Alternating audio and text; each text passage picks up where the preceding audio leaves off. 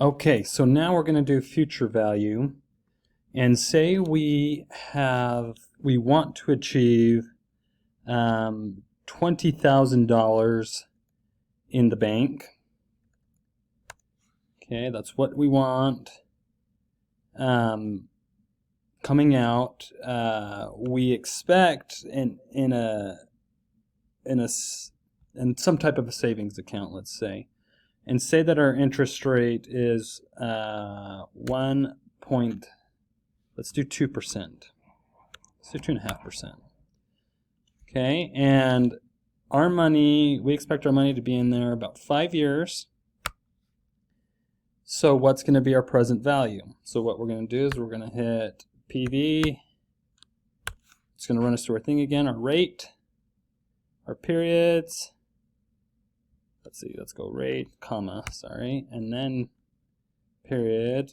We're not dealing with payment, so we'll just leave that blank. We'll go to our future value, and we're going to do this at the end. If it were the beginning, again, we'd put 1 there, but we're not concerned about having it compounded at the beginning, just at the end. So we'll figure that out. So what we need to put into our account is $17,677, and let's just make sure that we've got that right. Okay, I think we did. Let's say though that this 2.5% is compounded quarterly. So again, what we're going to do is we're going to take the interest rate, we're going to divide it by 4 because there's 4 quarters in a year, and then we're going to take the periods and we're going to multiply that by 4. The 4 periods in a year, and let's see what that does to our calculation. So it changed it just slightly.